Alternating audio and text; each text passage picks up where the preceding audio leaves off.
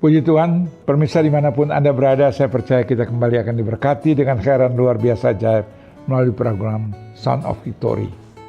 Saya percaya ini hal yang luar biasa, di mana saat ini kita berbicara cakap menghadapi pencobaan.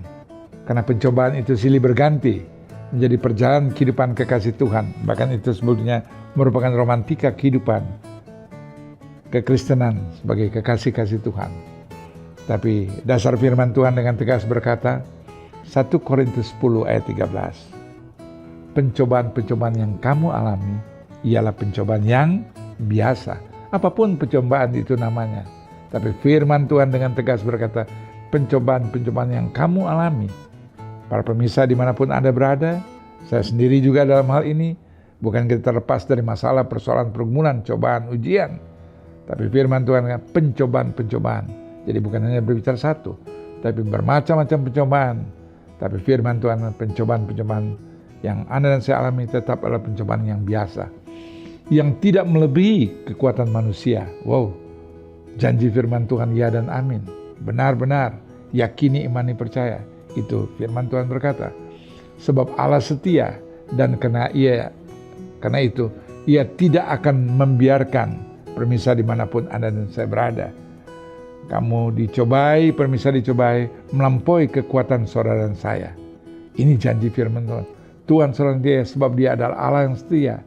Dan karena itu Ia tidak akan membiarkan pemirsa dimanapun Anda dan saya berada. Karena apapun yang Anda dan saya alami, tidak pernah melampaui batas kemampuan saudara saya. Batas kekuatan saudara saya. Pada waktu kamu dicobai, Ia akan memberikan padamu apa? Jalan keluar. Sehingga para pemirsa dimanapun kamu berada, yakini, imani, percaya. Sehingga Anda dan saya dapat menanggungnya. Karena firman Tuhan, ya dan amin, apa yang difirmankan, apa yang disabdakan. Kalau Anda dan saya yakini, imani, percaya, jelas firman Tuhan katakan, Ibrani 13 ayat 8, dahulu, kemarin, hari ini, bahkan sampai Maranatha. Bagi dia tidak ada perkara mustahil, tapi bagi Anda dan saya, kuasanya yang tidak pernah berubah, juga tidak ada mustahil. Yakini, imani, percaya. Pencobaan yang kita alami adalah pencobaan yang biasa. Saya mengilustrasikan ada seorang ibu yang memiliki 2 anak.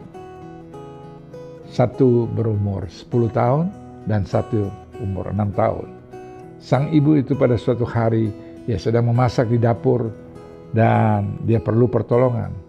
Sehingga dia minta pada anak yang umur 10 tahun untuk membantu dia mengiris bawang yang untuk memasak. Dan dia tahu persis anak itu sanggup, mampu lakukan, kerjakan, tapi tetap dalam pengawasan dia. Dan anak itu dengan senang hati, sukacita, sebab dapat membantu ibunya, dia kerjakan dengan senang hati. Dan anak yang 6 tahun juga menanti dan melihat kepada ibunya. Dia rindu juga untuk membantu ibunya. Ibunya mengerti, sehingga ibunya juga menyuruh, yaitu sayur yang tidak terpakai, yang sudah dipotong dan sebagainya, yang tidak akan dipakai untuk memasak karena ada hal-hal yang kurang baik, maka sang ibu katakan saat itu kumpulkan, dan dia katakan pada anak 6 tahun saat itu, coba dibuang di tempat sampah yang ada dekat dapur juga. Anak itu bersukacita sambil tersenyum, dia mengambil dan dilakukan, kerjakan. Itu seorang ibu, apalagi Tuhan seorang saya. Dia tahu persis keadaan keberadaan para pemirsa dimanapun Anda berada. Dia tidak pernah akan memberi beban lebih daripada batas kemampuan seorang saya. Karena dia sendiri berfirman bagi Anda dan saya, dalam Yeremia 29 ayat 11, dia berfirman, aku tahu rancangan apa yang ada padaku bagi setiap pemirsa dimanapun Anda berada. Masing-masing dengan kapasitas Anda, dengan keberadaan Anda dan saya. Tuhan merencanakan bukan kecelakaan, bukan malapetaka. Seperti ibu itu tadi. Dia tahu apa yang dia harus berikan, tugas yang dia berikan pada anak umur 10 tahun, anak 6 tahun. Dan pada kita masing-masing firman Tuhan berkata, aku tahu rancangan apa yang ada padaku, kata Tuhan. Bukan rancangan kecelakaan, tapi yang dia rancangan dalam setiap kehidupan pemirsa ada rancangan damai sejahtera.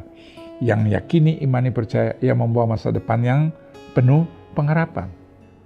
Melalui masa depan yang penuh pengharapan itu ada suatu proses sampai itu terjadi. Ya, seperti anak tadi, proses dia yang diajarkan memotong saat itu, membantu memotong bawang, ya.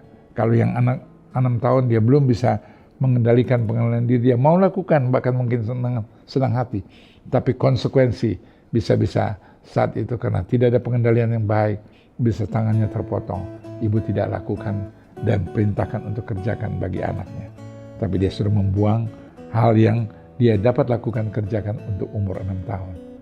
Apalagi Tuhan surat saya. Jadi yakini, imani, percaya. Pencobaan apapun yang Anda alami, Anda dan saya pasti dapat keluar lebih dari masalah, persoalan, pergumulan saya. Sebab tadi saya katakan 1 Korintus 10 ayat 13c, firman Tuhan berkata, Tuhan setia dan adil. Dia tahu di luar batas kemampuan saya, dia selalu memberikan solusi jalan keluar. Untuk mengenapkan firman Tuhan yang telah firmankan, telah sabdakan terlebih dahulu.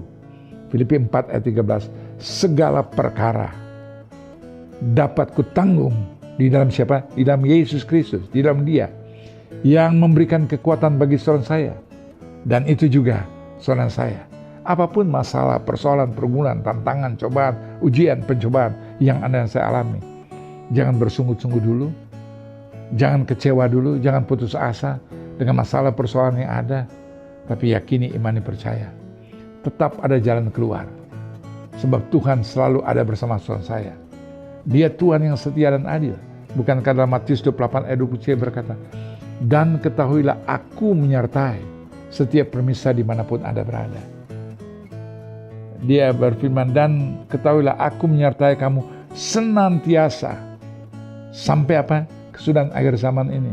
Dan kalau Anda garis bawahi senantiasa, jadi dalam masalah, persoalan, pergumulan, tantangan, cobaan, ujian, apapun juga. Tadi 1 Korintus 10 ayat 13. Pencobaan-pencobaan yang Anda alami adalah pencobaan yang biasa. Tidak pernah melampaui batas kemampuan. Sebab Dia Tuhan yang setia, yang adil. Dia Tuhan yang setia yang berfirman dalam Matius 28 ayat 20c tadi. Dan ketahuilah aku menyertai kamu senantiasa sampai pada kesudahan akhir zaman. Jadi akhir dari masalah persoalan saya, di luar batas kemampuan saya, selalu ada solusi, selalu ada jalan keluar. Selalu saya katakan pada setiap anak-anak kekasih Tuhan, bagi Anda dan saya, tidak ada istilah jalan buntu. Yakini, imani, percaya. Karena apa? Kita punya Tuhan yang luar biasa. Yang Dia berfirman, bagi Dia tidak ada perkara mustahil.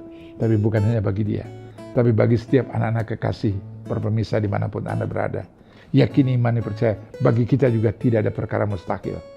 Karena kita punya Tuhan yang setia, yang menyertai saudara saya, yang siap sedia membantu saudara saya. Bagaimana untuk Anda dan saya cakap menghadapi pencobaan-pencobaan yang sedang Anda alami saat ini. Mungkin masalah rumah tangga Anda, masalah suami, masalah istri, masalah anak-anak, masalah usaha, bisnis, pekerjaan, masalah kesehatan saudara saya, masalah pergaulan saudara saya, masalah juga mungkin pelayanan saudara saya, apapun dia masalahnya, tidak pernah terbatas. Tuhan tidak membatasi.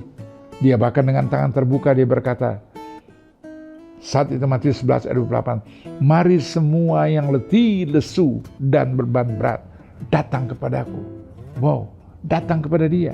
Bukan datang pada orang pintar. Bukan datang Anda berpikir, mantuku, besanku, saudaraku, temanku, orang tuaku, anakku bisa menolong, membantu. Karena posisi dia mungkin sebagai seorang banker, sebagai seorang penguasa, sebagai apapun juga. Tapi firman Tuhan berkata dengan tegas, mari semua yang letih, lesu, dan beban berat datang padaku. Karena waktu Anda datang pada Dia, janji firman Tuhan, Dia akan berikan kelegaan bagi saudara saya. Bagaimana untuk cakap kita menghadapi pencobaan itu? Tadi pertama, Anda dan saya, Matius 11 ayat 28, datang pada Dia. Serahkan pencobaan kita kepada Tuhan. Jangan datang kepada orang pintar. Jangan datang tadi yang Anda berpikir sanak famili, saudara, keluarga, anak, mantu, siapapun dia. Tapi terutama dan terutama selalu datang pada Tuhan. Mazmur 37 ayat 5 berkata, serahkanlah hidupmu kepada Tuhan. Oh, luar biasa. Alkitab ini dengan tegas berkata, serahkanlah hidupmu kepada Tuhan dan percayalah kepadanya. Dan apa? Ia akan bertindak. Kalau kita yakini, kita imani, percaya, kita datang pada Dia, kita serahkan pada Dia, Dia tidak pernah berpangku tangan. dan menunda-nunda. Tepat pada waktunya, pengkhotbah 3 ayat 11a. Segala sesuatu indah pada waktunya. Tadi Tuhan bahkan mengundang seorang saya dalam Matius 11 ayat 28. Waktu Anda mengalami masalah pencobaan, mari. Dia berkata, mari semua yang letih lesu dan berbeban berat melalui masalah persoalan pencobaan yang Anda alami, datang pada dia. Dengan tangan terbuka, dia mengundang Anda datang pada dia. Dan janji firman Tuhan, dia akan berikan pertolongan. Kita bandingkan dengan 1 Petrus 5 ayat 7. Serahkanlah khawatir Anda dan saya kepada Tuhan, bukan kepada siapapun juga. Dan dia yang sanggup mampu memberikan pertolongan tepat pada waktunya. Dia adalah alamat yang paling tepat. Dia adalah alamat yang paling baik. Kalau Anda lakukan, kerjakan itu selalu, datang kepada dia. Kita justru sedang mempermuliakan nama Tuhan. Dan Anda sedang menjadi saksi Kristus sebagai anak-anak kekasih Tuhan. Bahwa kita punya Tuhan yang heran luar biasa ajaib. Kita sedang proklamirkan melalui hidup Anda dan saya. Justru melalui ada masalah, persoalan, pergumulan, tantangan, cobaan, ujian. Orang melihat Anda tak bisa tersenyum. Anda tidak bersungut-sungut. Bahkan kita menjadi pelaku firman Tuhan. Ada pencobaan, kita tetap bersyukur dengan pencobaan itu. Karena kita mengenapkan firman Tuhan. Menjadi pelaku firman Tuhan. Di mana firman Tuhan dengan tegas berkata, bagi saudara saya, 1 Korintus 5 ayat 18, bersyukurlah senantiasa di dalam segala sesuatu. Sesuatu itu melalui pencobaan, melalui masalah, melalui pergumulan, melalui sakit penyakit, melalui keuangan, melalui hal-hal yang tidak menyenangkan, menyakitkan. Bahkan mengecewakan bagi orang-orang di luar sana. Tapi anak-anak Tuhan, dengan tegar dia menghadapi itu. Dengan penuh ketenangan. Bahkan dia tetap bisa bersyukur. Karena mengenapkan firman Tuhan.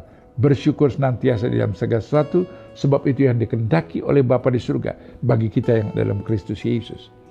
Justru dengan demikian kita mempermuliakan nama Tuhan. Kita serahkan masalah persoalan saya. Serahkan hidupmu kepada Tuhan. Tadi Mazmur 37 ayat 5. Serahkan kekuatanmu kepada Tuhan. 1 Petrus 5 ayat 7.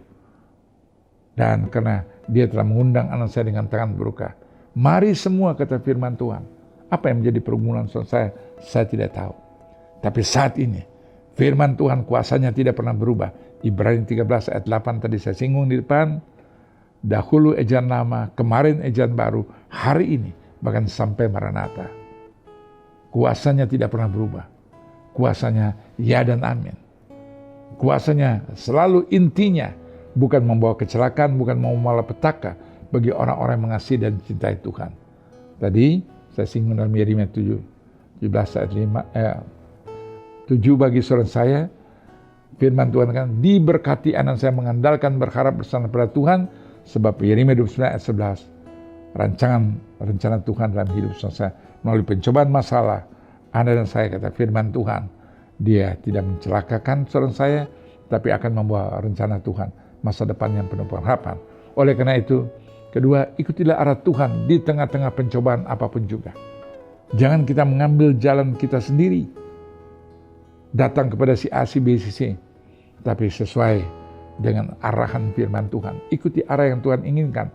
Mazmur 25 ayat 4 berkata, beritahukanlah jalan-jalanmu kepadaku ya Tuhan, tunjukkanlah itu padaku. Daud waktu sedang mengalami masalah, dia tidak datang pada siapapun, dia datang dan memohon dan meminta petunjuk pada Tuhan. Dan Tuhan selalu memberikan jalan yang terbaik bagi saudara saya. Sebab dia sendiri telah berfirman, Yohanes 14 ayat 6, akulah jalan kebenaran dan kehidupan. Bahkan tidak seorang pun yang dapat melihat dan masuk kerajaan surga tanpa melalui dia. Dan anak Tuhan tidak ada jalan lain bagi saudara saya.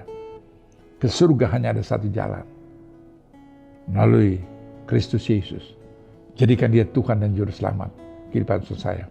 Sehingga waktu ada masalah, waktu ada persoalan, waktu ada pergumulan, waktu ada tantangan, waktu ada cobaan, waktu ada ujian. Apa yang Tuhan rancangkan dan rencanakan dalam kehidupan saya. Apa yang Tuhan dambakan, rindukan bagi saya. Tadi saya katakan Lukas 1 ayat 37, bagi dia tidak ada perkara mustahil. Dan Alkitab berkata ayat 42 ayat 2a, aku tahu engkau sanggup mampu melakukan segala perkara. Aku tahu engkau sanggup mampu melakukan segala sesuatu. Sebab rencana Tuhan dalam setiap kehidupan permisah dia tidak pernah gagal. Yakini, imani, percaya. Kalau kita mengikuti arahan yang Tuhan tetapkan, dan arahan yang Tuhan inginkan bagi saudara saya, jalan yang Tuhan tetapkan bagi saudara saya, tidak ada jalan lain. Dialah jalan kebenaran, dan tentu harus sesuai dengan firman Tuhan. Firman Tuhan kata Mazmur 119 ayat 105. Biarlah firman Tuhan menjadi pelita dan terang jalan kehidupan saudara saya. Tidak ada jalan yang lain. Bawalah aku berjalan dalam kebenaran-Mu dan ajarlah aku, kata firman Tuhan. Dan Engkau Allah yang menyelamatkan aku. Engkau ku nantikan sepanjang hari. Mazmur pasal 25 ayat 5 berkata, bawalah aku berjalan dalam kebenaran-Mu. Tadi saya katakan Yohanes 14 ayat 6, dia berfirman, akulah jalan kebenaran dan kehidupan. Tidak seorang pun yang dapat melihat masuk kerajaan surga tanpa melalui jalan yang kita kenal. Keselamatan itu dalam Kristus Yesus. Ajarlah aku, Tuhan selalu mengajarkan Anda dan saya sebagai umat tebusan dalam Kristus Yesus. Yosua 1 ayat 8. Apa yang diajarkan? Perkatakanlah, kata firman Tuhan. Perkatakan dan renungkan firman Tuhan itu siang dan malam. Itu harus mewarnai kehidupan para pemirsa dimanapun Anda. Yang Anda perkatakan, yang Anda manifestasikan, yang Anda lakukan, kerjakan, bahkan yang kita renungkan, hayati, kita dambakan, rindukan, selalu tidak boleh keluar dari konteks kebenaran firman Tuhan itu sendiri. Karena firman Tuhan kata tadi, Yosua 1 ayat 8, perkatakan dan renungkan firman Tuhan itu siang dan malam, supaya dengan demikian perjalanan permisa dimanapun Anda berada akan jadi berhati-hati. Di situ ada malapetaka, di situ ada kecelakaan, di situ ada kerugian, di situ ada hal-hal yang mengecewakan saudara saya. Tapi kalau Anda dan saya memperkatakan, merenungkan, menghayati firman Tuhan siang dan malam, Alkitab berkata, perjalananmu akan menjadi berhati-hati sesuai semua yang tertulis di dalamnya. Dalam firman Tuhan yang kita perkatakan, kita renungkan, maka perjalanan kehidupan saudara saya yang berjalan sesuai kebenaran firman Tuhan, yang kita perkatakan, kita renungkan, kita hayati, dia sanggup membawa Anda dan saya bukan kepada kecelakaan malapetaka, karena Tuhan tidak pernah merencanakan sesuatu yang buruk dalam kehidupan para pemirsa Anda dan saya. Dalam Yeremia 29 ayat 11b tadi. Tapi justru rancangan damai sejahtera akan menjadi bagian kehidupan saya. Oleh karena itu, yang Tuhan ajarkan bagi saudara saya tidak lain tidak bukan. Perkatakan, renungkan firman Tuhan siang dan malam. Perjalananmu akan menjadi berhati-hati, bahkan konsekuensi dari orang yang memperkatakan, merenungkan firman Tuhan siang dan malam, kita bukan hanya diluputkan dari malapetaka mara bahaya, sebab orang yang memperkatakan, merenungkan firman Tuhan siang dan malam, maka sadar atau tidak, kita menjadi bagian dalam Mazmur 91 ayat 14b. Firman Tuhan katakan, Anda dan saya dia akan luputkan. Kenapa dia luputkan? Dari COVID yang kita tidak bisa melihat, apakah dia namanya virus, apakah dia namanya bakteri, apapun dia orang katakan yang tidak bisa terdeteksi, tapi Tuhan tahu. Di luar batas kemampuan saudara saya, dia Tuhan yang setia tadi. Dia yang Tuhan menyertai saudara saya tadi. Dia dalam 1 Korintus 10 ayat 13c, dia tahu persis, dia luputkan saudara saya. Kenapa? Karena Anda dan saya, hatimu melekat dengan Tuhan. Kita mengenal dia. Dialah kebenaran itu. Anda kenal melalui sikap kehidupan Anda dan saya. Hatimu melekat. Karena yang kita ucapkan, kita perkatakan, kita renungkan, kita hayati. Yang dari hati Anda dan saya yang kita manifestasikan. Semua apa yang Tuhan kehendaki. Maka firman Tuhan, Anda dan saya melekat dengan dia. Hatimu melekat dengan hati Tuhan. Maka di luar batas kemampuan, dia tahu. Selama masih anak saya mampu, dia izinkan. Seperti ibu tadi mengilustrasikan anak yang 10 tahun, dia tahu tugas apa yang dia berikan untuk anak itu juga bertumbuh, belajar. Ya, anak umur 6 tahun dia tahu tidak melampaui batas kemampuan, apa yang dia suruh, yang dia sanggup mampu lakukan. Apalagi Tuhan saudara saya. Bahkan di luar batas kemampuan, dia luputkan saudara saya. Ya, karena kita berjalan di dalam kebenaran Tuhan. Konsekuensi anak saya, kata firman Tuhan, kita menjadi berhasil dan beruntung. Ajarlah aku, ini yang Tuhan inginkan. Dan kita yang menanti-nantikan Tuhan, seperti Yesaya 40 ayat 31. Orang yang menanti-nantikan Tuhan, Anda dan saya. Anda dan saya seperti seekor Raja Wali yang dapat terbang tinggi. Waktu Anda berlari, Anda tidak akan merasa lelah. Anda berjalan, Anda tidak akan merasa juga capek dan sebagainya. Ada kembali tenaga yang baru. Ketiga, yaitu saran saya, yakini bahwa pencobaan adalah kesempatan untuk mengalami apa? Mujizat Tuhan. Melalui itu, melalui pencobaan seperti di sekolah, kita tentu tidak akan naik kelas sebelum Anda dan saya mengikuti yaitu ulangan. Anda dari SD, yang dahulu tentu saya masih namanya SR, sekarang ini SD ya. Dulu masih SR, yaitu sudah sama dengan SD. Sekolah rakyat, sekarang sekolah dasar. 6 tahun Anda mau masuk ke sekolah menengah pertama, ya, Anda harus ujian. Kalau dari kelas SD, kelas 1, 2, 3, 4, 5, 6, kita ada ulangan. Ulangan umum melalui cobaan-cobaan yang Anda alami. Anda dan saya, Tuhan izinkan, supaya standar rohani seorang saya, standar iman seorang saya, pengalaman rohani Anda dan saya, pendekatan dan pengenalan akan kebenaran firman Tuhan, Anda dan saya terus naik. Standar hidup Anda dan saya bukan iman yang biasa-biasa, tapi iman yang luar biasa. Melalui masalah, melalui cobaan, melalui ujian. Yakobus 1 ayat 2 berkata, berbahagialah Anda dan saya jatuh dalam berbagai-bagai apa? Pencobaan. Tapi bukan itu tujuan Tuhan. Tapi dalam ayat 3-4 supaya standar iman Anda dan saya bukan yang biasa-biasa, tapi yang luar biasa. Yakini pencobaan yang Anda dan saya ada kesempatan untuk mengalami mujizat Tuhan.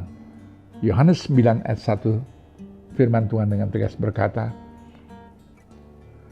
waktu Yesus sedang lewat, ia melihat seorang yang buta sejak lahirnya. Murid-muridnya ayat 2 berkata, dan bertanya padanya, Rabi, siapakah yang berbuat dosa? Orang ini sendiri atau orang tuanya? Sehingga ia dilahirkan buta. Tapi dengar dengan baik, jawab Yesus. Bukan dia, bukan juga orang tuanya. Tapi karena pekerjaan-pekerjaan Allah harus dinyatakan di dalam dia. Anda dan saya mengalami masalah, persoalan, pergumulan, tantangan, cobaan, ujian yang sedang Anda alami. Tidak secara kebetulan, tidak ada yang kebetulan. Bahkan pada waktu tertentu Tuhan izinkan. Tapi pegang firman Tuhan. Alkitab berkata Matius 10 ayat 30. Rambut di kepala seorang saya pun terhitung. Tidak ada sesuatu yang terjatuh tanpa sepengetahuan Tuhan. Tapi benarkah Anda dan saya berjalan dalam kehendak, dalam pimpinan dan tuntunan Tuhan? Berjalan dalam rancangan dan rencana Tuhan? Atau Anda dan saya berjalan sesuai dengan konsep kehendak keinginan kita? Sesuai dengan rencana kita?